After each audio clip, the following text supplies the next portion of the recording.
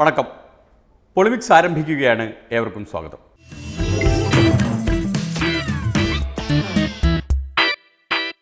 അങ്ങനെയിരിക്കെ ഒരു സംശയം വന്ന് മുന്നിൽ വീണു. ഈ KR ഗൗരിയമ്മ CPM-ലുണ്ടോ ഇല്ലയോ എന്ന കാര്യത്തിൽ. ആ പാർട്ടിക്കാരോട് ചോദിച്ചാൽ കൗതുകമാണ് ഉത്തരം. CPM-ലാണോ എന്ന് ചോദിച്ചാൽ അല്ല എന്ന് പറയും. CPM-ലല്ലേ എന്ന് ചോദിച്ചാൽ ആണെന്ന് പറയും. ഏതായാലും ഗൗരിയമ്മയുടെ വീട് ഇപ്പോൾ CPM-കാരുടെ തീർത്ഥാടന കേന്ദ്രമാണ്.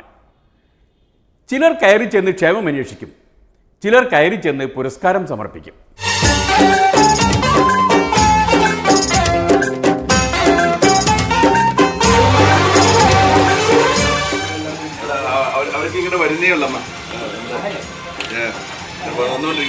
ശാരദാമ്മയുടെ മക്കളെല്ലാം ഉണ്ട്.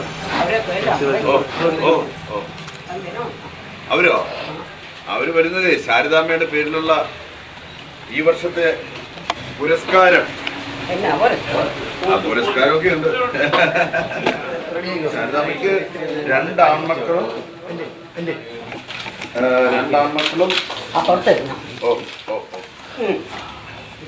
ശാരദാമ്മയ്ക്ക് രണ്ടാൺമക്കളുണ്ട്. അതെ, ശാരദാമ്മ മരിച്ച ട്രസ്റ്റ് ഉണ്ടാക്കി. ആ ട്രസ്റ്റ് കേരളത്തിലെ വിവിധ മേഖലകളിൽ പ്രവർത്തിക്കുന്ന വനിതകൾക്ക് അവാർഡ് കൊടുക്കാൻ തീരുമാനിച്ചു.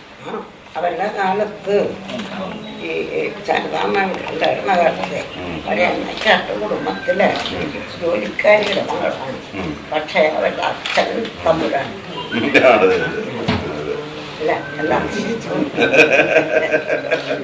പറച്ചിലിന്റെ രീതി കണ്ട് തിരിച്ചു പോയതാണ്. പറച്ചിലിന്റെ രീതി കണ്ട് തിരിച്ചു പോയതാണ്.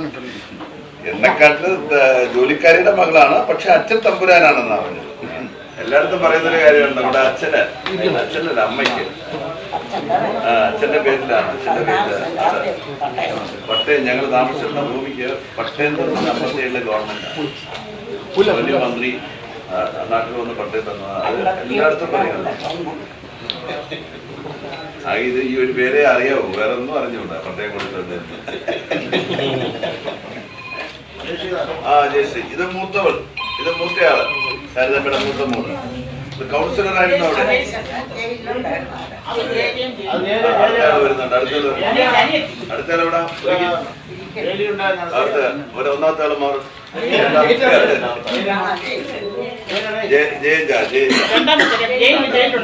ജയിലിൽ പറഞ്ഞവരെ ജയിലെവിടെ? ഇവനാണ് ജയിൽകുമാർ. ജയിൽകുമാർ. പിന്നെ ഇവ ഇപ്പൊ അവിടുത്തെ എന്താ അസിസ്റ്റന്റ് പബ്ലിക് പ്രോസിക്യൂട്ടർ അല്ലേ? അസിസ്റ്റന്റ് പബ്ലിക് പ്രോസിക്യൂട്ടറാണ്. അടുത്ത മൂത്തവന്റെ ഭാര്യയോട് ഞാൻ പറഞ്ഞ വെള്ളായണി അർജുനൻ സാറിന്റെ ജയന്റെ ഭാര്യ, മൂത്തവന്റെ ഭാര്യ വെള്ളായണി അർജുനന്റെ മകള്. ഇപ്പൊ നമ്മള് പത്മഭൂഷണ ശുപാർശ ചെയ്തിട്ടുണ്ട്. വെള്ളായണി അർജുനെ ഒക്കെല്ല ജയയുടെ മോള്, ജയന്റെ മോള്. പിന്നെ വലിയ മിടുക്കിയാണ്. IRS കിട്ടിയവർക്ക്.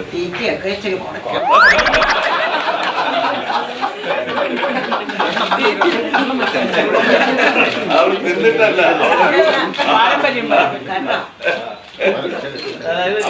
അവൾ തിന്നിട്ട് ഇവളാണ് ഏറ്റവും കൂടുതൽ തിന്നുന്നത്. ഹരി ഇതിന്റെ കോർഡിനേറ്റർ, DC മെമ്പറാണ് കരമന ഹരി.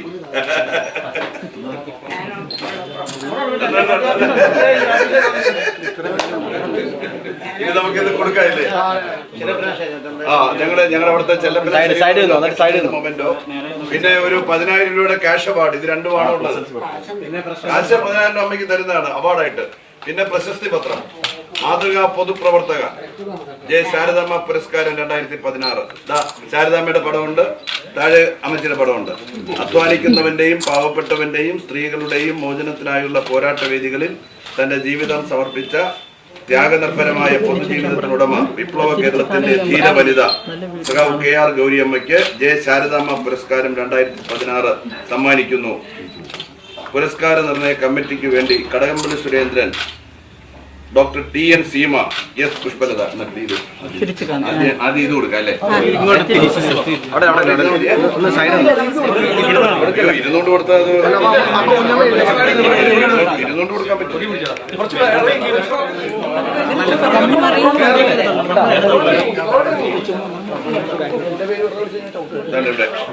ഇത്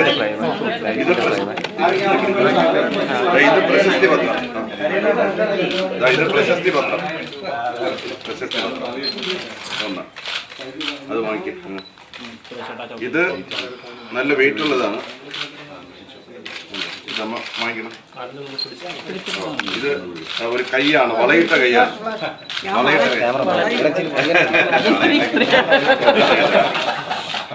വളയിട്ട കൈയാണിത് കേട്ടോ. മാതൃകാ പൊതുപ്രവർത്തകയ്ക്കുള്ള 2016 ജയ ശാരദാമ്മ പുരസ്കാരം ശ്രീമതി KR ഗൗരിയമ്മ.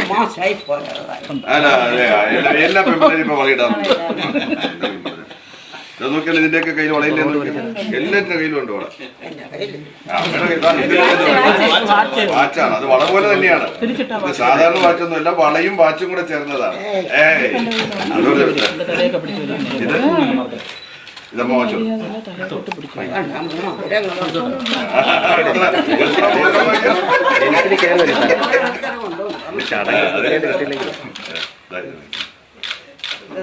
ഇത് 10,000 രൂപയുണ്ട്. ഇത് അവാർഡ് തുകയാണ്.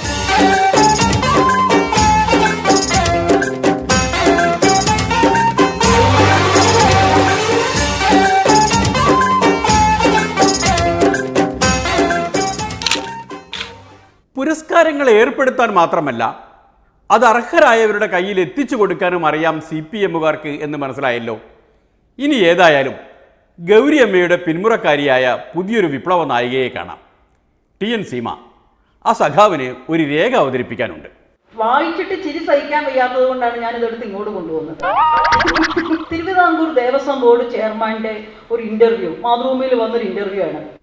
ദേവസ്വം ബോർഡ് പ്രസിഡന്റിന്റെ അഭിമുഖം വായിച്ചാൽ ചിരി വരുമോ എന്ന് സംശയമുള്ളവർ ശ്രദ്ധിച്ച് കേൾക്കണം. ആ ഇന്റർവ്യൂവിൽ അദ്ദേഹം പറയുന്നത് തീണ്ടാരിയാണ് ഏറ്റവും വലിയ പ്രശ്നം. തൊട്ടുകൂടായ്മ എന്താണ്? തീണ്ടാരി ഇല്ല, തൊട്ടുകൂടായ്മ ഇല്ല, 4 ദിവസം കഴിഞ്ഞ് കുളിച്ചിട്ടാണ് കയറുന്നത് എന്ന് പറഞ്ഞ് കയറി അങ്ങ് ചെല്ലുമ്പോൾ മെൻസസ് ആയാൽ എന്ത് ചെയ്യും? ഇതാണ് ഒരു ചോദ്യം എന്ന് പറയുന്നത്. സംഗതി പിടികിട്ടിയോ? ശബരിമലയിലേക്കുള്ള സ്ത്രീ പ്രവേശനത്തിനെതിരെ ദേവസ്വം ബോർഡ് പ്രസിഡന്റ് നിരത്തുന്ന വാദങ്ങളാണ്. വേറൊരു വലിയ പ്രശ്നം എന്താണ്? 14 മണിക്കൂർ വരെ അടുക്കി അടുക്കി ക്യൂ നിൽക്കുമ്പോൾ തൊട്ടടുത്തൊരു പെണ്ണ് നിന്നാൽ എന്താ സ്ഥിതി? ഈ അയ്യപ്പന്മാരുടെയൊക്കെ ഒരു കാര്യം, ഇത്രയും വൃത്തികെട്ടന്മാരാണ് ശബരിമലയിൽ പോകുന്നതെന്ന് നമ്മൾ ഇതുവരെ അറിഞ്ഞില്ല. 10 മണിക്കൂറും 8 മണിക്കൂറും നിൽക്കുന്ന സ്ത്രീക്ക് ഒന്ന് മൂത്രമൊഴിക്കണം തോന്നിയാൽ എന്താ വഴി? ഈ പൊങ്കാലയ്ക്ക് പോകുന്ന പെണ്ണുങ്ങൾ എങ്ങനെയാ മൂത്രമൊഴിക്കണേ എന്ന് ദേവസ്വം ബോർഡ് ചെയർമാൻ ഒന്ന് അന്വേഷിക്കുന്നത് നല്ലതാണ്. അവർക്ക് കുളിക്കാൻ എന്താ സ്ഥിതി? പിന്നെ വേറെ വലിയ പ്രശ്നം, അടിവസ്ത്രമൊക്കെ ഉണ്ടെങ്കിലും അയ്യപ്പന്മാർ ശബരിമലയിൽ കിടന്നുറങ്ങുന്നത് കണ്ടിട്ടില്ലേ? അടിവസ്ത്രം മാത്രം ഇട്ട് എല്ലാ ക്ഷീണവും മറന്നുറങ്ങുന്ന പുരുഷന്മാരെ പോലെയാണോ ഒരു സ്ത്രീ കിടന്നുറങ്ങിയാൽ? എത്ര ഭക്തിയുള്ളവനും ഡാഷ് ഡാഷ് ഡാഷ്. വിട്ട ഭാഗം പൂരിപ്പിക്കാൻ ധൈര്യമുള്ളവർ പൂരിപ്പിച്ചോളുക. പൊളിമിക്സ് ഏതായാലും ആ സാഹസത്തിന് മുതിരുന്നില്ല. വിശ്വാമിത്രന്റെ കഥ അറിയാമല്ലോ. വിശ്വാമിത്രന്റെ കഥ ഒന്ന് ആലോചിച്ച് നോക്കി. ഹിന്ദു പുരാണത്തിലെ മഹാഋഷിമാർ എന്ന് പറയുന്ന ആളുകളെയാണ് ഈ ആക്ഷേപിച്ചുകൊണ്ടിരിക്കുന്നത്. വിശ്വാമിത്രന്റെ കാര്യം അറിയാലോ. എന്താ കാര്യം? ആ മേനക വന്ന് കളിച്ചു കാണിച്ചപ്പോ തീർന്നു, അത്രയേ ഉള്ളൂ എന്നാണ് പറയുന്നത്. ഋഷിവര്യന്മാരിൽ പലരും സാഹചര്യങ്ങളിൽ ദൗർബല്യം തേടിയെങ്കിൽ ഇതൊന്നുമല്ലാത്ത പാവപ്പെട്ട അയ്യപ്പ ഭക്തന്മാരുടെ സ്ഥിതി എന്താ? അവരുടെ മനസ്സിനെ ഭ്രാന്തമാക്കാനല്ലേ ഈ സ്ത്രീ പ്രവേശം ഉപകരിക്കുള്ളൂ? അപ്പൊ എന്താ പ്രശ്നം? തിണ്ടാരിയാണോ പ്രശ്നം? അയ്യപ്പന്മാരുടെ കൺട്രോൾ ഇല്ലായ്മയാണോ പ്രശ്നം? പ്രശ്നം എന്തുതന്നെയാണെങ്കിലും ഈ പ്രശ്നത്തിൽ സ്ത്രീകളുടെ ഭാഗത്തു നിന്നോ ഭക്തരുടെ ഭാഗത്തു നിന്നോ ഇടപെടാനുള്ള ധൈര്യം പൊളിമിക്സിന് ഇല്ലാത്തതിനാൽ വാവരുടെ പള്ളിയിൽ ഒരു കാണിക്ക ഇടാൻ കയറുകയാണ്. തിരിച്ചു വരുമ്പോൾ ഒരു വിപ്ലവ നായകനെ കാണാം.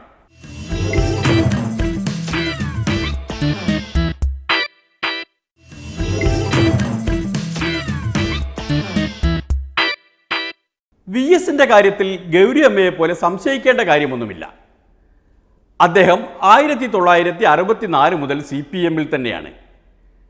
പക്ഷേ ചില പ്രത്യേക മുഹൂർത്തങ്ങളിൽ ചില കിഴിഞ്ഞ സ്ഥലങ്ങളിൽ അദ്ദേഹത്തെ CPI-ക്കാരോടൊപ്പം കാണും. അത് കാണുമ്പോൾ പൊളിമിക്സിൻ്റെ ഒരു ചങ്കിടിപ്പാണ്.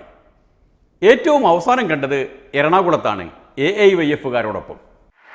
നന്മയുള്ള മനുഷ്യരോടൊപ്പമുള്ള പോരാട്ടത്തിൽ ഈ നാടിന്റെ യൗവനത്തെ തീക്ഷ്ണമായ അനുഭവങ്ങളിലൂടെ കടന്നുപോകുന്ന തലമുറയുടെ പ്രതീകമായി ഒരു കാലത്ത് നാടിന്റെ മണ്ണിൽ കമ്മ്യൂണിസ്റ്റ് പ്രസ്ഥാനത്തിന് വേരോട്ടമുണ്ടാക്കാൻ ത്യാഗനിർഭരമായി പൊരുതിയ എണ്ണമറ്റ ധീരദേശാഭിമാനികളുടെ വലിയ ചരിത്രത്തിന്റെ പിന്മുറക്കാരായ നവതലമുറയിലെ കമ്മ്യൂണിസ്റ്റുകൾക്ക് ആവേശം തുളുമ്പുന്ന സാന്നിധ്യമാണ് സഖാവ് VS-ന്റെ സാന്നിധ്യം ഈ സമ്മേളനത്തിൽ. മലയാളത്തിൽ പറഞ്ഞാൽ എറണാകുളം ജില്ലയിലെ ചെറുപ്പക്കാരായ CPI-ക്കാർക്ക് VS-ന്റെ സാന്നിധ്യം ആവേശമാണ്. VS ഇതിനു മുൻപും AIYF-ൻ്റെയും AISF-ൻ്റെയും നിരവധി പരിപാടികളിൽ എറണാകുളം ജില്ലയിലെത്തിയിട്ടുണ്ട്.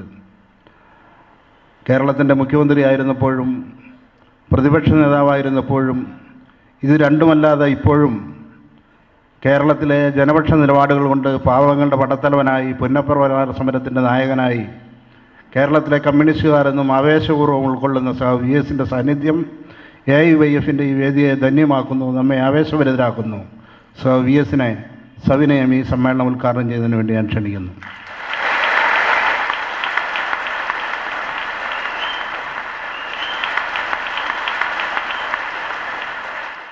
CPI-യുടെ വേദിയിലേക്കും എഴുതി തയ്യാറാക്കിയ പ്രസംഗവും കൊണ്ടാണ് VS എത്തിയത്.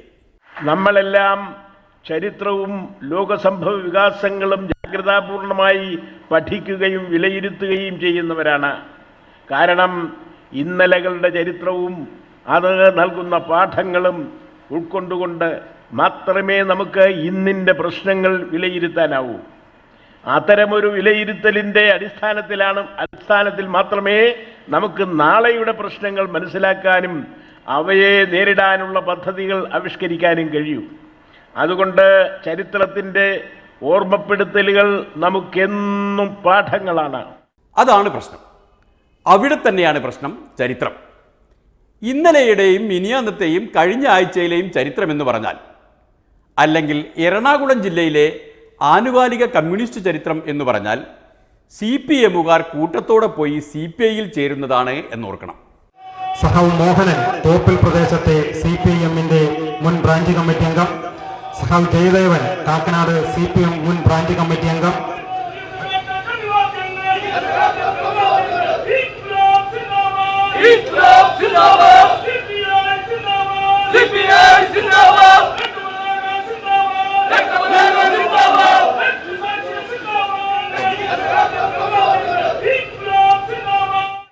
ഇത് ഒരിടത്തെ പ്രശ്നം മാത്രമല്ല കേട്ടോ. ഉദയംപേരൂരിലെ പേരുകേട്ട CPM വിമതക്കൂട്ടത്തെ ഒന്നിച്ച് പാർട്ടിയിലേക്ക് എടുത്തുകൊണ്ട് തുടങ്ങിയതാണ് CPI-ക്കാരുടെ ഈ കുത്തിത്തിരിപ്പ്. ഞങ്ങളുടെ പ്രത്യേകത കൊണ്ടല്ല, അല്ലെങ്കിൽ ആരെയും വ്യക്തിയെ കണ്ടുകൊണ്ടല്ല അവർ വരുന്നത്.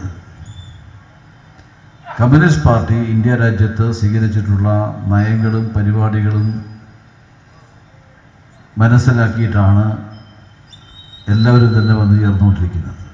CPI-യുടെ എറണാകുളം ജില്ലാ സെക്രട്ടറി P. രാജു പറയുന്ന കാര്യങ്ങൾ ശ്രദ്ധിച്ചു കേൾക്കണേ. ഉദയംപേരൂരിൽ വെച്ച് അവർ ആരംഭിച്ച ആളെടുപ്പ് എറണാകുളം ജില്ലയിൽ ഒരു CPI-CPM സംഘർഷമായി മാറിയിട്ടുണ്ട്. അത് മനസ്സിൽ വെച്ച് വേണം CPI ജില്ലാ സെക്രട്ടറി വിശദീകരിക്കുന്ന ഈ ചരിത്രം കേൾക്കാൻ. ഇടക്കാലത്ത് വെച്ച് ചില അഭിപ്രായ വ്യത്യാസങ്ങൾ പാർട്ടിക്കകത്തുണ്ടാകുകയും 1964 കമ്മ്യൂണിസ്റ്റ് പാർട്ടി പിളരുകയും ചെയ്തു. ഞങ്ങൾ പിളരുമ്പോഴും ഉന്നയിച്ച അതേ നയമാണ് ഇപ്പോൾ തുടരുന്നത്. തൊഴിലാളികളും കൃഷിക്കാരും മാത്രം വിചാരിച്ച് രാജ്യത്ത്, ഇന്ത്യയെപ്പോലൊരു രാജ്യത്ത് പരിവർത്തനം നടത്താൻ കഴിയില്ല എന്ന് ഉറച്ച വിശ്വാസികളായിരുന്നു ഞങ്ങൾ ആ നയത്തിൽ മുറുകെ പിടിച്ചു നിന്നു. ഞങ്ങളുടെ കൂടെ ഉണ്ടായിരുന്ന ചിലർക്ക് അതല്ല ശരി, തൊഴിലാളികളും കൃഷിക്കാരും മാത്രം ചേർന്നാൽ രാജ്യത്ത് മാറ്റമുണ്ടാക്കാൻ കഴിയും എന്ന് പ്രതീക്ഷിച്ചു. അവർ പാർട്ടി വിട്ടുപോയി പുതിയ പാർട്ടി ഉണ്ടാക്കി. അങ്ങനെ 64-ൽ പാർട്ടി വിട്ടുപോയവരിൽ ഒരാളാണ് VS എന്നും VS-ഉം സഖാക്കളും ചേർന്ന് അന്നുണ്ടാക്കിയ പുതിയ പാർട്ടിയാണ് CPM എന്നും പ്രത്യേകം ഓർമ്മിപ്പിക്കേണ്ടതില്ലല്ലോ. 52 വർഷക്കാലം കഴിഞ്ഞ് പുതിയ പാർട്ടി ഉണ്ടായിട്ട് ഞങ്ങളിപ്പോഴും വിശ്വസിക്കുന്നത് 52 വർഷക്കാലം കഴിഞ്ഞ് കഴിഞ്ഞ ഈ സാഹചര്യം നമ്മൾ പിന്തിരിഞ്ഞ് നോക്കുമ്പോൾ 64-ൽ പറഞ്ഞ എന്തെങ്കിലും ഇന്ന് അവശേഷിക്കുന്നുണ്ടോ? ഇടതുപക്ഷം തൊഴിലാളികളും കൃഷിക്കാരും മാത്രം വിചാരിച്ച് മാറ്റമുണ്ടാക്കാൻ കഴിയും എന്ന് വിശ്വസിച്ച് പോയവർ ഇപ്പോൾ എവിടെ നിൽക്കുന്നു? 1964-ൽ കമ്മ്യൂണിസ്റ്റ് പാർട്ടി ഇന്ത്യൻ പാർലമെൻറ്റിലെ പ്രധാനപ്പെട്ട പ്രതിപക്ഷ നേതാവായിരുന്നു. നമ്മുടെ എല്ലാം പ്രിയപ്പെട്ട നേതാവായിരുന്ന AKG ആയിരുന്നു പാർലമെൻറ്റിലെ പ്രതിപക്ഷ നേതാവ്. രാജ്യസഭയിലെ പ്രതിപക്ഷ നേതാവ് അന്തരിച്ചു പോയ ഭൂപേഷ് ഗുപ്തയായിരുന്നു. 52 വർഷക്കാലം കഴിഞ്ഞപ്പോൾ പാർലമെൻ്ററി ജനാധിപത്യ സംവിധാനത്തിന് കീഴിൽ നാം എവിടെ എത്തി നിൽക്കുന്നു എന്നത് ഒരു ആത്മപരിശോധനയ്ക്ക് വിധേയമാക്കേണ്ട സന്ദർഭമാണ്. 64-ൽ പറഞ്ഞ നയത്തിൽ നമുക്ക് ഉറച്ചു നിൽക്കാൻ കഴിഞ്ഞിട്ടുണ്ടോ ഇവിടുന്ന് വിട്ടുപോയവർക്ക്? ഇങ്ങനെയൊക്കെ CPIക്കാർ ചോദിച്ചതിന് CPMന്റെ യുവ സഖാക്കളായ P രാജീവും M സ്വരാജും മൈക്കിലൂടെയും ഫേസ്ബുക്കിലൂടെയും തട്ടുതകർപ്പൻ മറുപടി കൊടുത്തുകൊണ്ടിരിക്കുന്നതിനിടയിലാണ് VS സഖാവിനെ CPIക്കാരുടെ വേദിയിൽ കാണുന്നത്, അതും എറണാകുളത്ത്.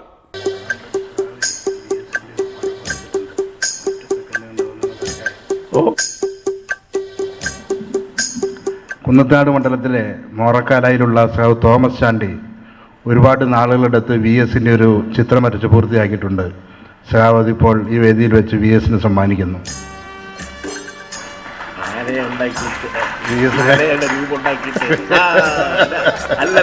അല്ലല്ല വേണ്ട കൊണ്ടുവന്നു.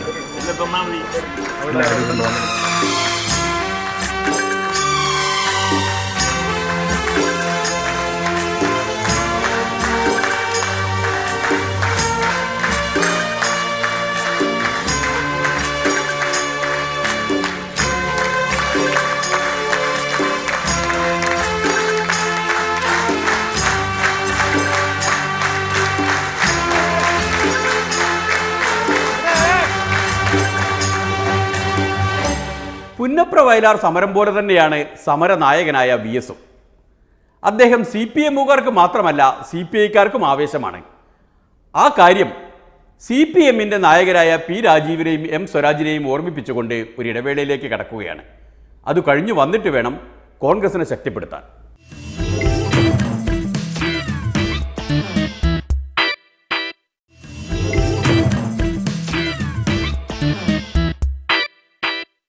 അങ്ങനെയിരിക്കെ കോവളത്ത് താമര വിരിഞ്ഞു.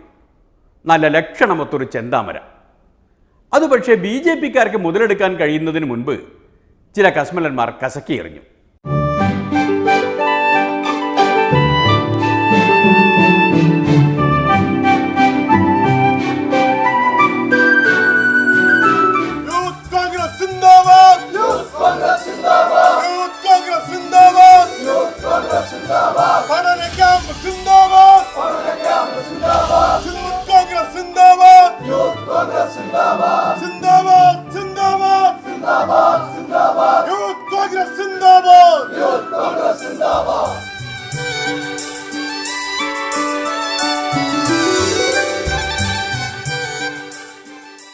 ദേശീയ പുഷ്പം കസക്കിയെറിഞ്ഞ യൂത്ത് കോൺഗ്രസുകാർക്ക് വരാനുള്ളത് എന്താണെന്ന് വെച്ചാൽ അവരനുഭവിക്കട്ടെ.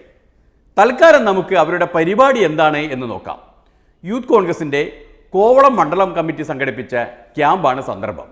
നമ്മൾ ഇന്ന് ഇവിടെ നടക്കുന്ന ദൗത്യം എന്ന് പറയുന്നത് നമ്മൾ വിശ്വസിക്കുന്ന നമ്മുടെ പാർട്ടിയുടെ പ്രത്യയശാസ്ത്രങ്ങൾ നമ്മൾ ഉൾക്കൊള്ളുമ്പോൾ തന്നെ നമ്മുടെ പാർട്ടിയിലെ തെറ്റുകളെയും ശരികളെയും തിരിച്ചറിഞ്ഞുകൊണ്ട് തെറ്റിനെ ഒരു വശത്തേക്ക് മാറ്റി നിർത്തി ശരിയുടെ ഭാഗത്ത് നിന്നുകൊണ്ട് ശരിയായ നിലപാടുകളുമായി കോൺഗ്രസിനെ വീണ്ടും അധികാരത്തിലെത്തിക്കുക എന്ന ഉത്തരവാദിത്വമാണ് നമ്മൾ ഏറ്റെടുക്കുവാൻ പോകുന്നത്. അതാണ് സംഗതി. കോൺഗ്രസിനുള്ളിലെ തെറ്റിനെയും ശരിയെയും തിരിച്ചറിഞ്ഞ് തെറ്റിനെ ഒരു അരുക്കാക്കി ശരിയെ ശക്തിപ്പെടുത്താനാണ് പരിപാടി.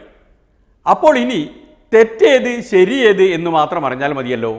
നമുക്കറിയാം, കഴിഞ്ഞ തെരഞ്ഞെടുപ്പിൽ 1956 ശേഷം കേരളത്തിൽ ഒരു ഗവൺമെന്റ് തുടർഭരണത്തിൽ വരും എന്ന് ജനം ആഗ്രഹിച്ചത് അല്ലെങ്കിൽ ജനം ചർച്ച ചെയ്തത് ഈ കഴിഞ്ഞ നിയമസഭാ തെരഞ്ഞെടുപ്പിലാണ്. അദ്ദേഹത്തിന്റെ കഠിന പ്രയത്നം ഒന്നുകൊണ്ട് മാത്രമാണ് ജനം ആ രീതിയിൽ ചർച്ച ചെയ്തത്. പക്ഷേ തെരഞ്ഞെടുപ്പിന്റെ വിധി വന്നപ്പോൾ നമുക്ക് മനസ്സിലായി എവിടെയോ നമ്മൾ പരാജയപ്പെട്ടു. ശരി ഏത് എന്ന് ശരിക്കും മനസ്സിലായില്ലേ? ഉമ്മൻചാണ്ടിയാണ് ശരി. അപ്പോൾ തെറ്റോ?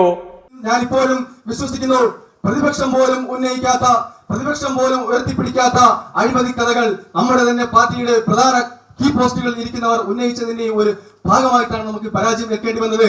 അങ്ങനെയുള്ള തെറ്റുകളെ നമ്മൾ തിരിച്ചറിയണം.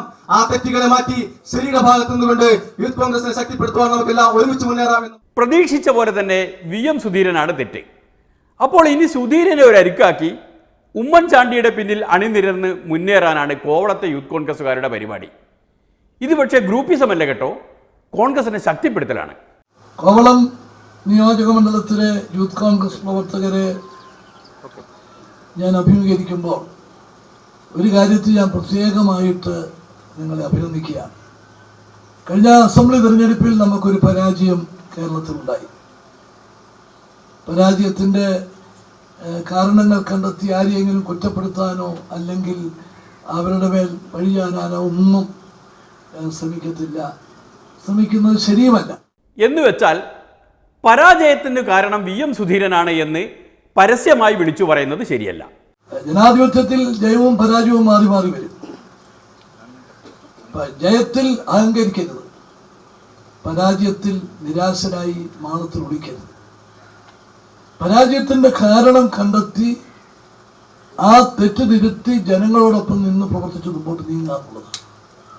അങ്ങനെ കേരളത്തിൽ പരാജയപ്പെട്ട സാഹചര്യത്തിലും കോവളം നിങ്ങൾ തിരിച്ചു പിടിച്ചു എന്നതിൽ നിങ്ങളെ ഞാൻ പ്രത്യേകമായിട്ട്.